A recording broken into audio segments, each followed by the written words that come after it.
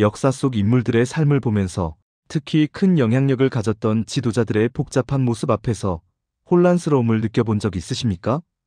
분명히 하나님을 믿는다고 고백했고, 심지어 신앙을 위해 큰 업적을 남긴 것처럼 보이는데, 그의 삶 다른 편에서는 도저히 이해할 수 없는 죄와 실수가 가득한 모습을 발견하게 될 때 말입니다. 우리는 어떻게 그 사람을 평가해야 할까요? 그의 공은 인정하고 관은 눈 감아 주어야 할까요?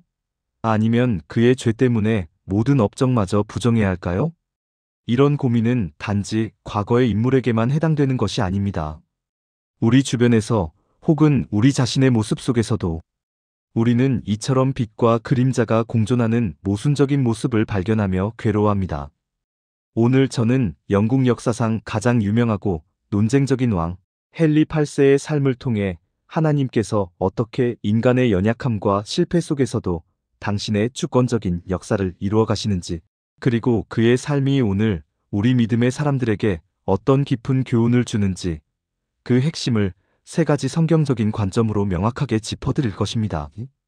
이 영상을 끝까지 보시면 당신은 더 이상 사람의 불완전함 때문에 실족하지 않고 오직 역사의 주관자 되시는 하나님만을 바라보는 흔들리지 않는 믿음의 시각을 갖게 되실 것입니다. 자세한 과정은 지금부터 하나씩 설명해 드릴 테니 채널을 고정해 주시길 바랍니다. 아직 저희 채널을 구독하지 않으셨다면 지금 구독 버튼을 눌러 주십시오.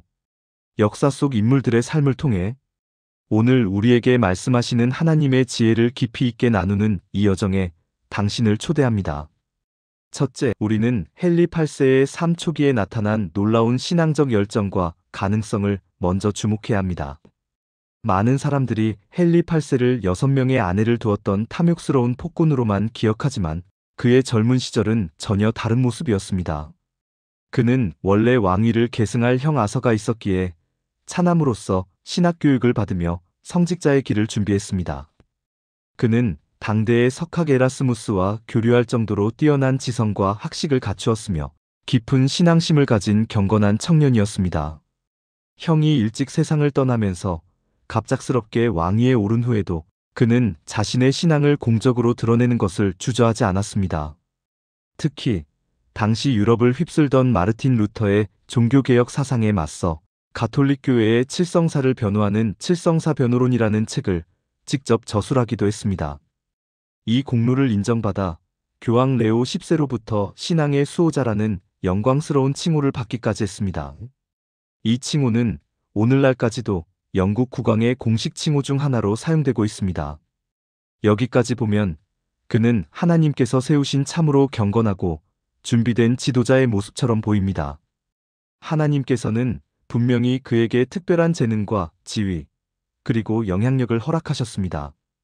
성경은 우리 각자에게 주어진 은사와 지위를 어떻게 사용해야 하는지에 대해 분명히 말씀합니다. 베드로전서 4장 10절입니다. 각각 은사를 받은 대로 하나님의 여러 가지 은혜를 맡은 선한 청직이 같이 서로 봉사하라. 하나님께서 우리에게 건강을 주셨든, 재물을 주셨든, 지혜를 주셨든, 혹은 사회적인 지위를 주셨든, 그 모든 것은 우리 자신의 영광을 위한 것이 아니라 하나님의 은혜를 나누는 선한 청지기로서 다른 사람을 섬기라고 주신 것입니다. 헨리 8세의 초기 모습은 바로 이 청지기의 사명을 감당할 잠재력을 충분히 보여주었습니다. 그는 자신의 학식과 왕이라는 지위를 사용하여 교회의 진리를 수호하고자 했습니다. 이것은 오늘날 우리에게도 동일한 도전을 줍니다. 하나님께서 당신에게 맡겨주신 것은 무엇입니까? 그것이 작아 보일지라도 당신이 그 은사를 가지고 어떻게 하나님 나라와 이웃을 위해 봉사할 수 있을지 고민해 보아야 합니다. 헨리 8세의 시작은 이처럼 밝고 희망찼습니다. 하지만 안타깝게도 그의 이야기는 곧 다른 방향으로 흘러가기 시작합니다. 둘째, 우리는 헨리 8세의 인생을 뒤바꾼 결정적인 실수, 즉 하나님의 뜻보다 자신의 욕망을 앞세웠던 교만의 실패를 직시해야 합니다. 헨리 8세의 삶을 송두리째 바꿔놓은 사건은 바로 그의 첫 번째 아내인 아라곤의 캐서린과의 이혼 문제였습니다. 그는 캐서린과의 사이에서 아들을 얻지 못하자 왕위 계승에 대한 불안감과 더불어 궁녀인 불린에 대한 개인적인 연정 때문에 교황에게 혼인 무효를 요청합니다. 하지만 당시 정치적인 이유로 교황 클레멘스 7세는 이를 허락하지 않았습니다. 바로 이 지점에서 헨리 8세는 그의 인생에서 가장 치명적인 선택을 합니다. 하나님의 법과 교회의 권위 앞에 자신의 뜻을 꺾고 순종하는 대신 그는 자신의 욕망을 관철시키기 위해 교황의 권위를 부정하고 영국 교회를 로마 가톨릭으로부터 분리시키는 종교개혁을 단행합니다. 1534년 그는 수장령을 발표하여 영국 국왕이 영국 교회의 유일한 최고 수장임을 선포합니다. 이것은 신학적인 신념에 따른 개혁이라기보다는 철저히 개인적인 욕망과 정치적인 야망에 의해 추진된 사건이었습니다. 그는 신앙의 수호자라는 칭호를 받았던 바로 그 입으로 이제 교회의 질서를 무너뜨리고 자신의 권력을 교회의 머리 위에 두는 교만의 죄를 범한 것입니다. 성경은 자신의 욕망을 따라 하나님의 뜻을 거스르는 것이 얼마나 위험한 일인지를 끊임없이 경고합니다. 야고보서 1장 14절에서 15절입니다. 오직 각 사람이 시험을 받는 것은 자기 욕심에 끌려 미혹됨이니 욕심이 잉태한 즉 죄를 낳고 죄가 장성한 즉 사망을 낳느니라. 헨리 8세의 삶은 이 말씀이 얼마나 정확한지를 비극적으로 보여줍니다. 아들을 얻고 새로운 사랑을 쟁취하려는 그의 욕심은 결국 교회를 분열시키고 수많은 사람들을 죽음으로 몰아넣는 죄를 낳았습니다. 그리고 그 죄는 결국 그의 남은 인생을 끊임없는 의심과 불안, 영적인 고독 속에서 방황하게 만드는 영적인 사망으로 이끌었습니다. 그는 이후에도 앤 불린을 포함하여 4명의 아내를 더 맞이했지만 그토록 원했던 안정적인 후계 구도를 얻는 데는 실패했고 그의 말년은 건강 악화와 정치적 불안 속에서 고독하게 마무리됩니다. 헨리 8세의 이 실패는 우리에게 강력한 경고의 메시지를 던집니다. 아무리 높은 지위에 있고 아무리 선한 의도로 시작했을지라도 하나님의 말씀보다 자신의 생각과 욕망을 앞세우는 순간 우리는 누구나 파멸의 길로 들어설 수 있다는 것입니다. 우리는 날마다 우리의 마음을 살피며 나의 뜻이 아닌 하나님의 뜻이 이루어지기를 기도하는 겸손함을 잃지 말아야 합니다. 셋째, 우리는 이 모든 인간적인 실패와 혼란 속에서도 역사를 주관하시는 하나님의 놀라운 섭리와 계획을 발견해야 합니다. 헨리 8세의 종교개혁은 분명히 불순한 동기에서 시작되었습니다. 그는 로마로부터 교회를 분리시킨 후 막대한 부를 축적하고 있던 수도원들을 해산시키고 그 재산을 몰수하여 자신의 정치 자금으로 사용했습니다. 이 과정에서 수많은 귀중한 문화유산이 파괴되었고 수도사들은 거리로 내몰렸으며 가톨릭 신앙을 지키려 했던 많은 사람들이 순교의 피를 흘려야 했습니다. 인간적인 눈으로 볼 때 이것은 분명히 탐욕과 폭력으로 얼룩진 역사입니다. 하지만 놀랍게도 하나님께서는 이 인간의 죄악된 행동마저도 당신의 선하신 뜻을 이루는 도구로 사용하셨습니다. 헨리 8세는 결코 프로테스탄트 신학에 동의하지 않았습니다. 그는 죽을 때까지 자신을 가톨릭 신자로 여겼습니다. 하지만 그가 교황의 권위로부터 교회를 분리시킨 이 사건은 결과적으로 영국 땅의 진정한 프로테스탄트 종교개혁이 뿌리내릴 수 있는 결정적인 토양을 마련해 주었습니다. 그의 아들 에드워드 6세와 딸 엘리자베스 1세 시대를 거치면서 영국 교회는 점차 개신교 신학과 예배의식을 받아들이게 됩니다.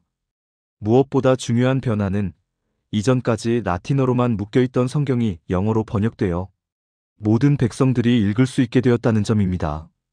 헨리 8세 자신은 백성들이 성경을 직접 읽는 것을 그다지 달가워하지 않았지만 그가 로마의 통제를 벗어난 덕분에 윌리엄 틴데일과 같은 선구자들이 목숨 걸고 번역한 영어 성경이 확산될 수 있는 길이 열린 것입니다.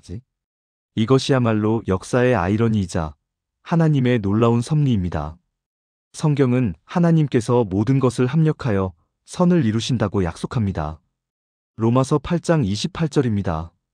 우리가 알거니와 하나님을 사랑하는 자, 곧 그의 뜻대로 부르심을 입은 자들에게는 모든 것이 합력하여 선을 이루느니라. 여기서 모든 것에는 우리의 성공과 선행뿐만 아니라 우리의 실패와 죄악까지도 포함됩니다.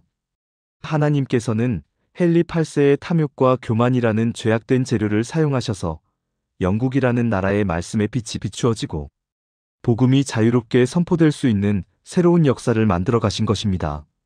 물론 이것이 헨리 8세의 죄를 정당화하는 것은 결코 아닙니다.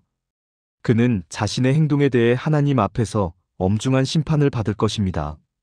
하지만 이 역사는 우리에게 가르쳐 줍니다. 인간이 아무리 악한 계획을 세울지라도 하나님의 선하신 계획을 결코 막을 수 없다는 것을, 우리는 이해할 수 없는 세상의 악과 지도자들의 실패 앞에서 절망할 필요가 없습니다. 우리는 그 모든 것을 뛰어넘어 일하시는 하나님의 주권적인 손길을 신뢰하며 잠잠히 그분의 구원을 기다려야 합니다. 오늘 우리는 헨리 8세라는 한 논쟁적인 인물의 삶을 통해 하나님께서 인간의 연약함 속에서 어떻게 일하시는지, 그리고 그의 삶이 우리에게 주는 세 가지 교훈을 살펴보았습니다. 첫째, 하나님께서 주신 은사와 지위를 처음에는 선하게 사용하고자 했던 그의 모습에서 우리는 청지기로서의 사명을 다시금 깨닫습니다. 둘째, 자신의 욕망을 위해 하나님의 법을 어기고 교회를 분열시킨 그의 결정적인 실패 앞에서 우리는 교만의 위험성과 순종의 중요성을 배웁니다.